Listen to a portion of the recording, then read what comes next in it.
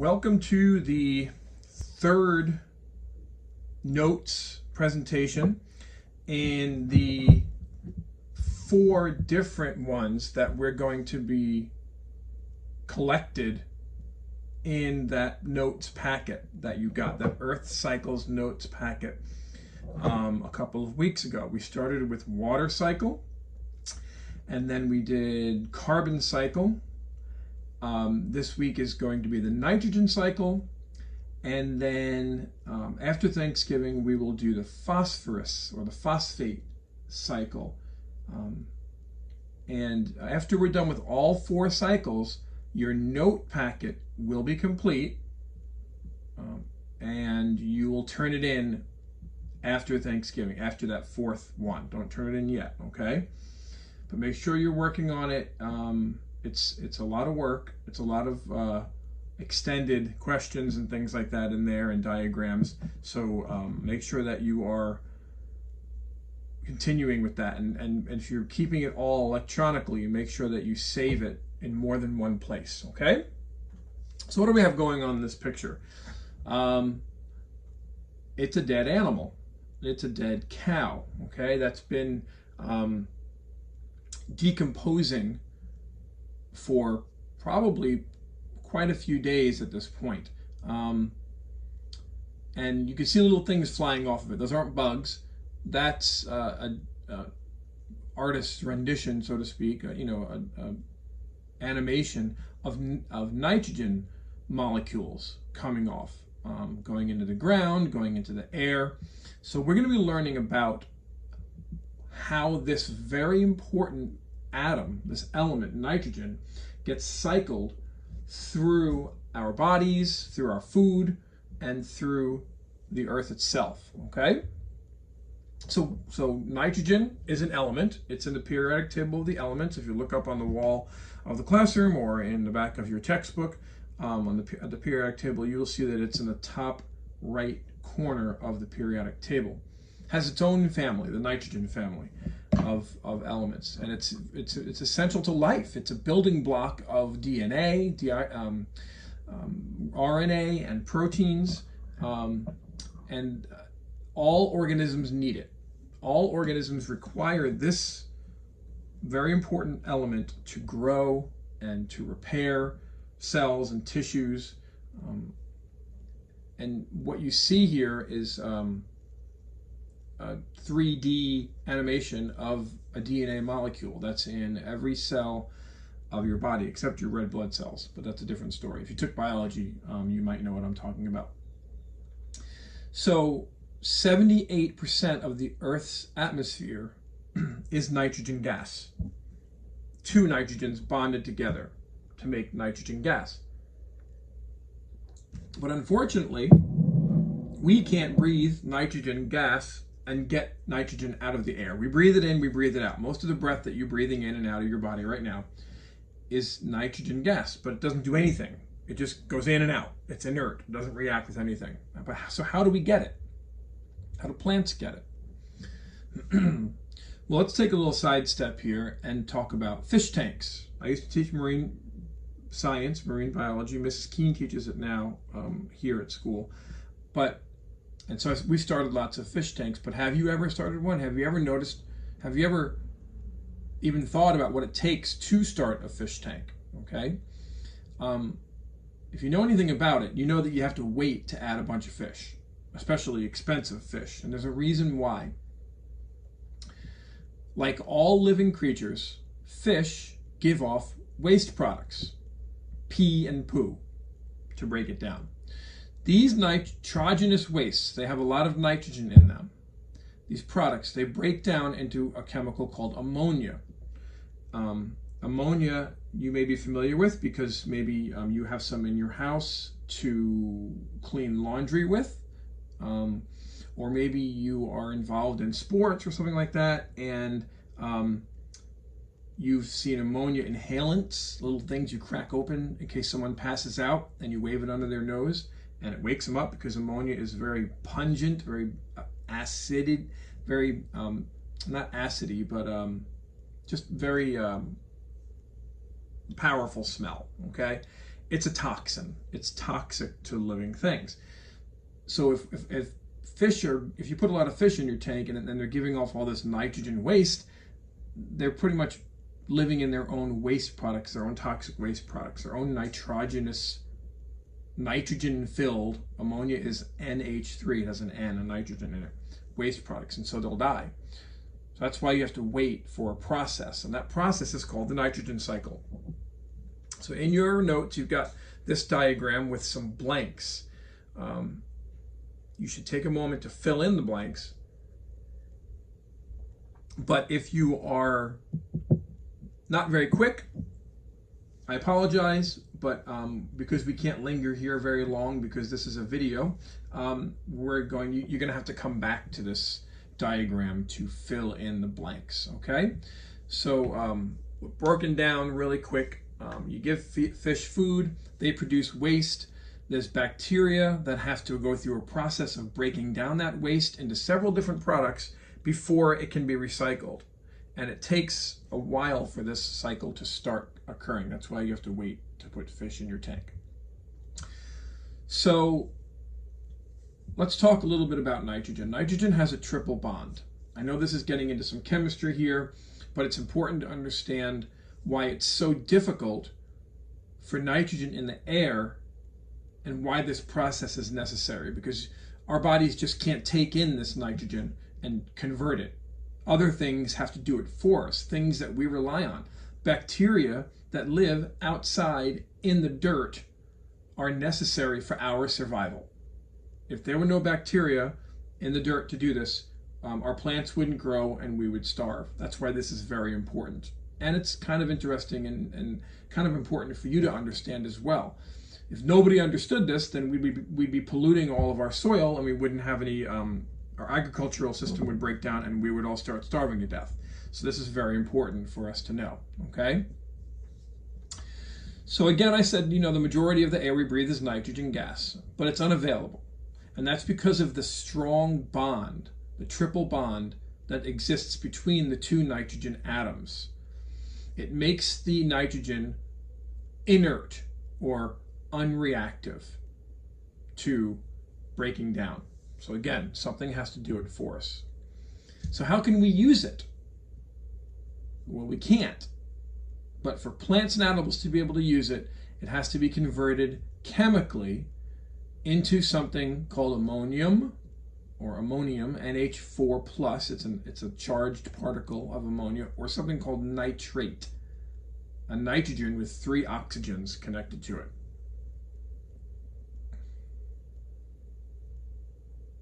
Converted to a more chemically available form. And that process is called nitrogen fixation, where the nitrogen in the air, this looks complicated, but it's really not. The nitrogen in the air is just converted to one of these 2 products. And how is it done? Well, one of the ways it's done is through something called nodules. These are little balls of tissue on the roots of plants. And inside those little balls, if you cut one open right here, you can see, although you can't see them individually, but inside the nodules are millions of bacteria that are doing this. All right? So this is a biological fixation. Now there are other kinds. We're going to talk about the biological first. So the bacteria are called nitrogen-fixing bacteria. And these bacteria, they form a symbiotic relationship with host plants. If you took biology, you know what symbiosis means. It means living together, and there are different types. This one is called mutualism. The plant gets food from the bacteria, or nutrients, nitrogen, and the bacteria live in the plant. So neither one is harmed, they both benefit. And they live inside these nodules, and they're found in plants of the legume family. And you all are familiar with these types of plants, even if you've never heard of the term legume. Beans, all kinds of beans, peas, the pea plant, and clover plants, like the clover that grows all over the place out here in Florida in lawns. They have little purple or white flowers. And certainly you've heard of four-leaf clover, same family. All right, so it also happens in aquatic environments, like fish tanks, or in lakes and your ponds in the bay, in Tampa Bay, in the Gulf of Mexico. This algae, this blue-green algae called cyanobacteria, also does this. It fixes nitrogen so that other organisms in the food chain can use it. And this is a picture of one replicating a blue-green algae.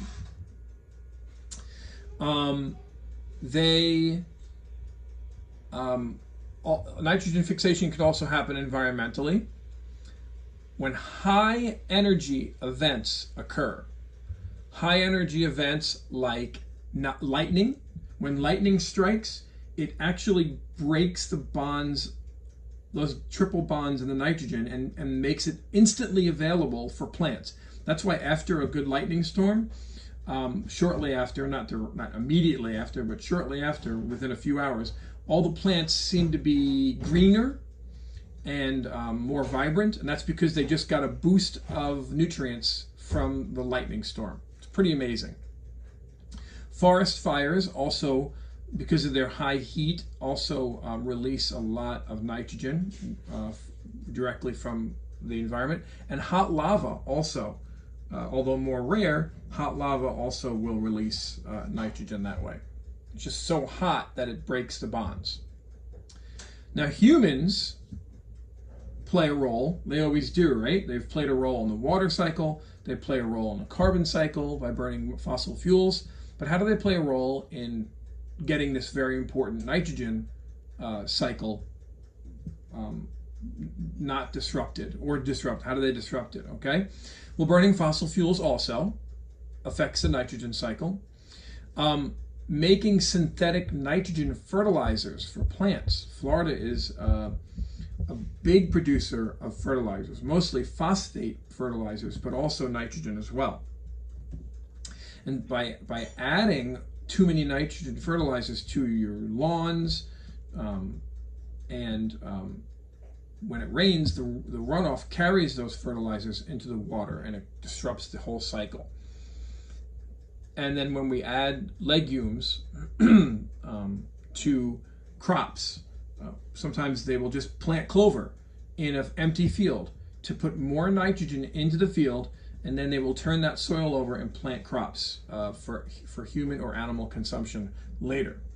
And so that's a good thing. Cultivation of legumes is a good thing. And all these things fix nitrogen. And you can see how synthetic fertilizers, adding legume crops, fossil fuels, lightning, all these things, they've increased since around 1950, okay, in global nitrogen fixation. They've gone up in time according to this graph. So atmospheric nitrogen is broken into usable nitrogen here. This is a very complicated, but if you follow arrow by arrow, you can see I've added some diagrams to your notes so that you can have them as reference. All of this comes down to you're going to be using all these notes and all this information in a final in-class project.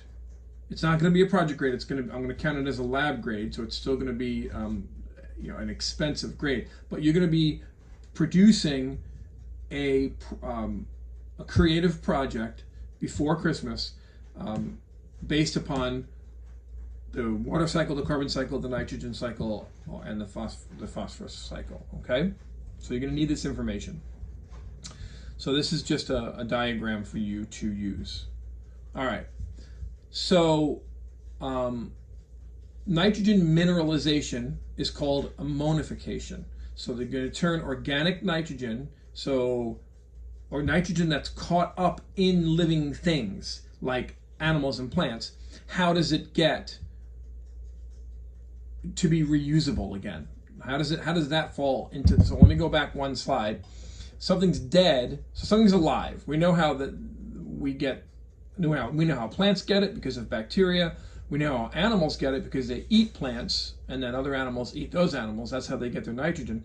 But then when the animal or plant dies, where does the nitrogen go? And that's what we're going to talk about now. And you can see fungus and decomposers down here. So we're going to be talking about this portion right now of the process. So in this animation, you can see stuff withering and dying, like this apple breaking down, okay?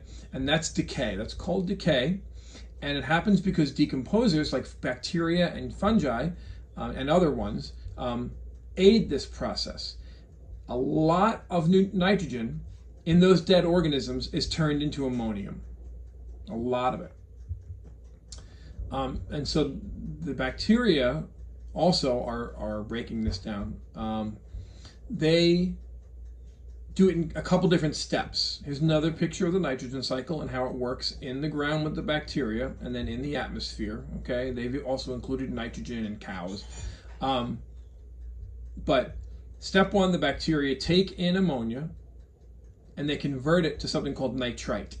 Then other bacteria take in the nitrite and convert it into nitrate, which is the fertilizer for plants.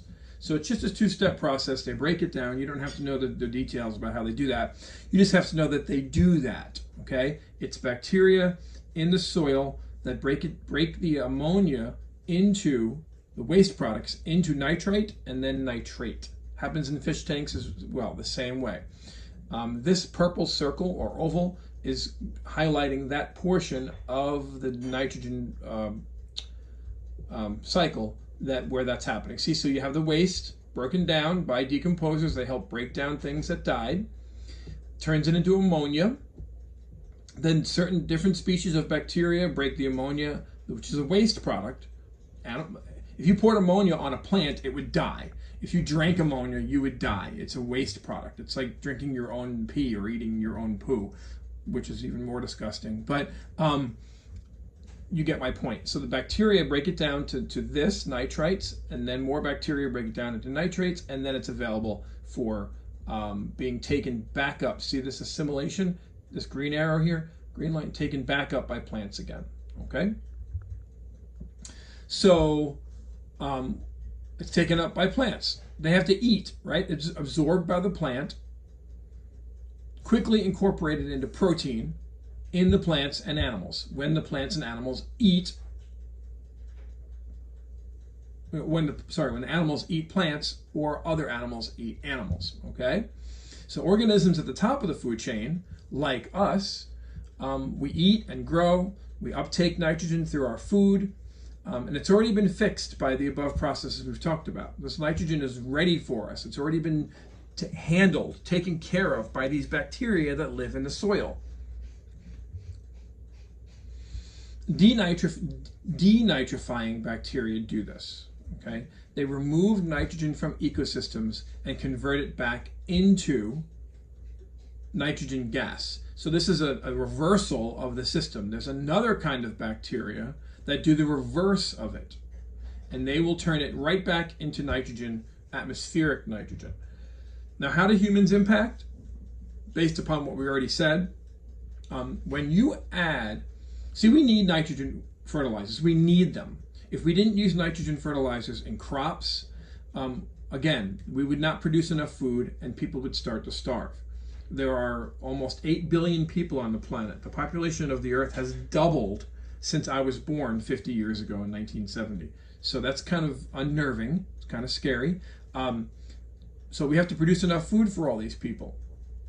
But the problem is when agriculture is done wrong, or when homeowners or golf course directors or whomever is in charge of fertilizing the grass at the golf course, when they use excess fertilizer when they don't need to, or they apply it incorrectly, it runs off.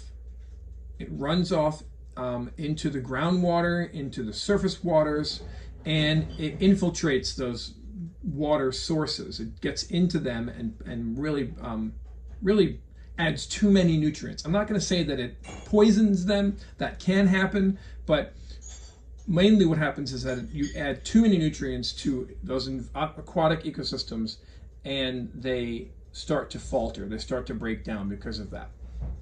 Also, Excess nitrogen in your drinking water can lead to cancer and respiratory distress in infants. So we need to keep a real close eye on this. What I was talking about before, by adding too much nitrogen to aquatic ecosystems, that's called nutrient over-enrichment. It leads to fish kills, which are caused by algae blooms. When algae's photosynthetic, and they need the same nutrients that land plants need. So when you give them too much nitrogen, they're going to overproduce, and when they do that, it ultimately ends up in reducing the oxygen content of the water, which kills fish. And you may have seen the news about algae blooms and fish kills. These are all pictures that were taken in Tampa Bay. Here's a news report directly from a place called Safety Harbor. And when fish die in large numbers, and not just fish, but other organisms as well, invertebrates, that's animals without backbones, and other creatures, manatees, birds, it causes a species shift in those ecosystems, which mess up the whole ecology of the area.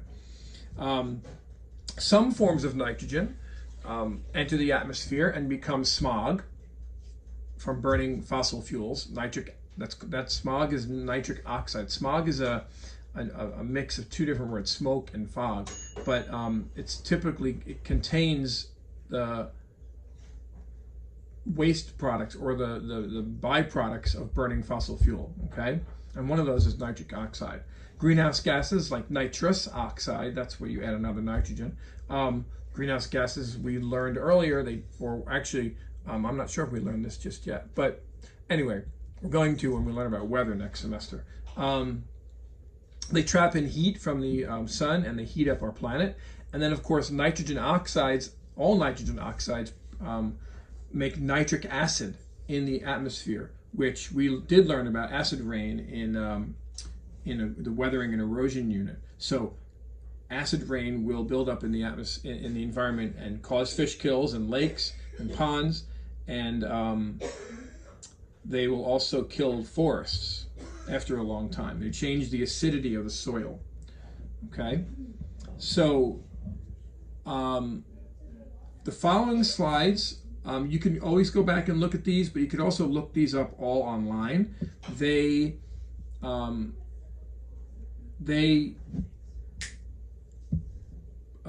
going to help you with your project that I talked about earlier. Okay, they're going to help you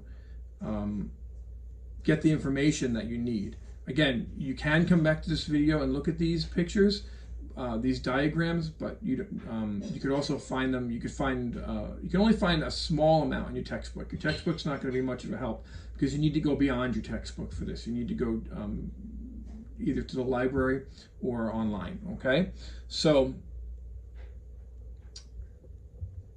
here's a very simplified one, for example. Just talks about, doesn't give you too much detailed information, just gives you very basics. Here, this one focuses on subterranean, underground, and different kinds of bacteria that do different things and change the waste products into usable products. Here we have one that incorporates fish, okay, as well as lightning into the process, but it also talks about all those denitrifying and nitrifying bacteria. Here we've got the yellow arrows showing human sources, red arrows showing bacterial transformations, blue arrows are physical forces that act on nitrogen, and then the green arrows that are natural processes affecting the fate of nitrogen as it returns back, as the cycle returns back to the beginning. We've seen this one already. This one's probably one of the best ones. That's why I used it earlier in the presentation. So you might want to refer to this one. Take a picture of it with your cell phone or whatever. Take a screenshot and keep it for reference, okay? And that is it. If you have any questions about anything you've seen here, definitely ask me, either in person or text me or inbox me on Canvas. But you should be pretty clear on how to fill your notes out at this point. One more to go, and then these notes will be done. Goodbye.